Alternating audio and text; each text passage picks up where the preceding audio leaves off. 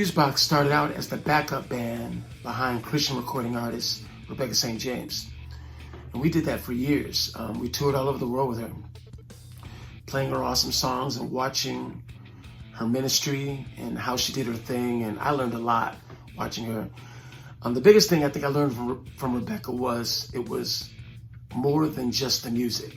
It was the message in the music, you know. She really took it seriously, you know, presenting the gospel to her audiences. At the time she wasn't married, and she preached the message of purity, and it was just really, really big for me to watch her do her thing, because it kind of challenged me. What are some bigger issues that you would like to, you know, talk about, you know, at your shows and while you're leading people in worship? What are things that are close to your heart that you want to convey to your audience, you know? So yeah, I took a lot from watching her. But anyway, her dad took a liking to the band, and he started a label called Elevate Records, got distribution through EMI Christian Music, and Fusebox was the first artist that he signed. So we put out 3 releases. The first one was called the Modern Worship EP. And then we released our first full-length album called Lost in Worship, which came out in 2001. And I can't believe it's been that long. And that had the song Every Move I Make on it, which was a big hit for us. So we toured that record for, you know, 2 or 3 years all over the world. Saw God do some amazing things in kids' lives.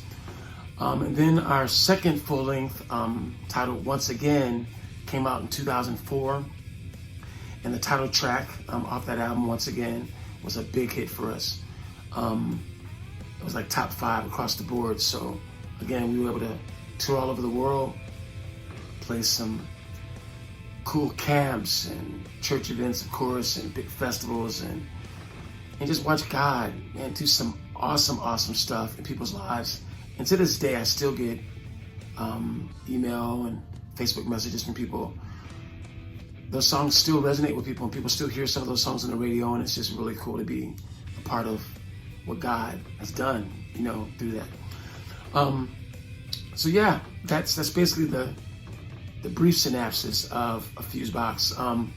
One sidebar: her brothers, Rebecca's brothers, for King and Country, were her backup singers while I was in her band. So I've known those guys since they were young, you know, teenagers, and watched them discover, you know, not only their love for music, but like kind of figure out, you know, their niche and the aspects of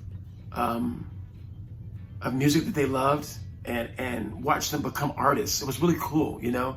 'Cause I remember like both of those guys on the tour bus, just like singing U2 songs and stuff, you know. And so it's been really cool to watch what God has done in their lives. I'm really, really proud of them, and I've been able to tell them that a gazillion times, you know. It's like a big brother, you know, who's watched these guys become men, you know. So anyway, a little sidebar there.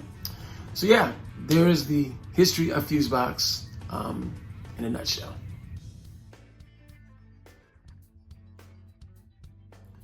Yeah, I was nominated for a Dove Award in 2005. Wow, going back. I was in a touring production called Hero the Rock Opera. It was written by Eddie DeGarmo and Bob Farrell, and it was a modern retelling of the story of Jesus. And it starred Michael Tate played the Jesus character. Rebecca St. James was in it.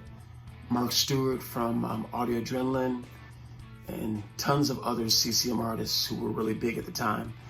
I played Kai, the Caiaphas character, so I was the bad guy. And yeah, we toured that production for, you know, it seemed like forever, but I think it was probably a year, somewhere around there. And it was awesome. It was the time of my life. I loved it.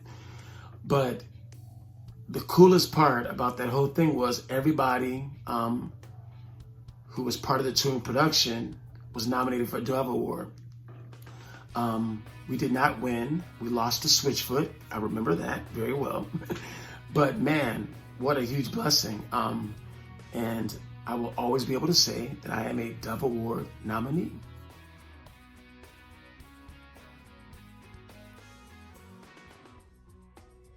So Fusebox's last album once again came out in 2004. And we toured off of that album for about 3 years, nonstop.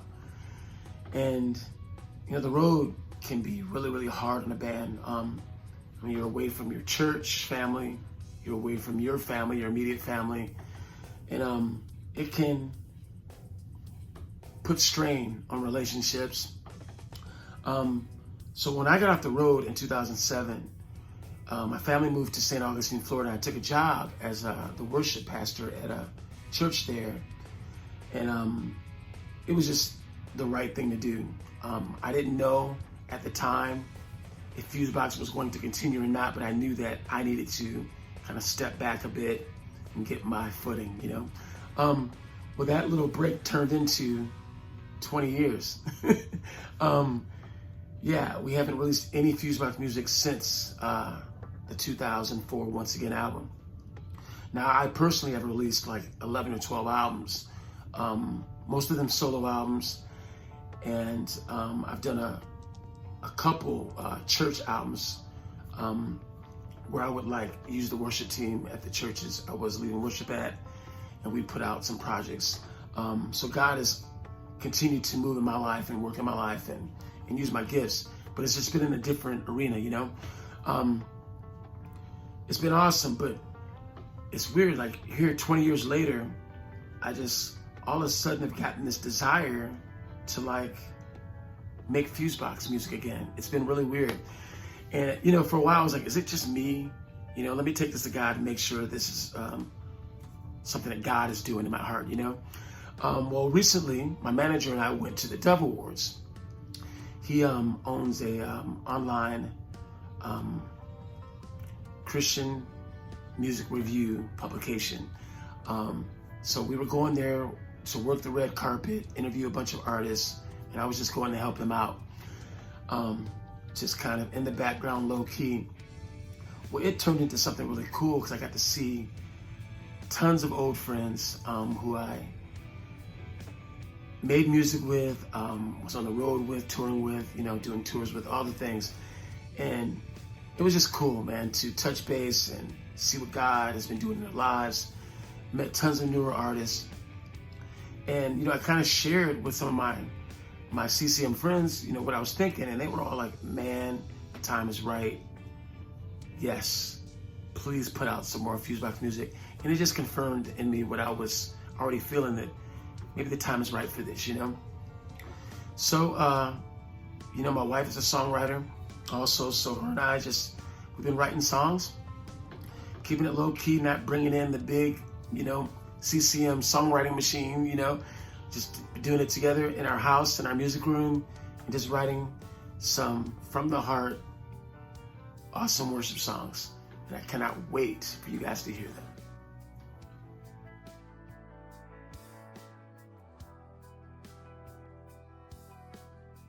Yeah, the new single comes out on November 15th.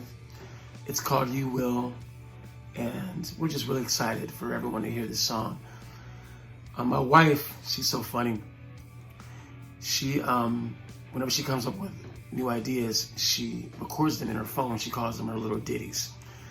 And one day she came home, and she's like, I got a new ditty that I came up with, and she never thinks they're very good or whatever. So she played it for me, and I was just blown away. I mean, she like had the whole melody for the verse, and the chorus needed reworking, but she had the hook, you will, you will.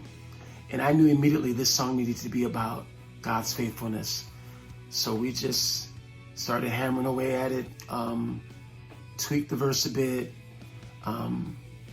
totally rewrote the chorus, kept her initial you will line, and just built this tune, wrote a whole bridge for it, and it just took on this whole new life.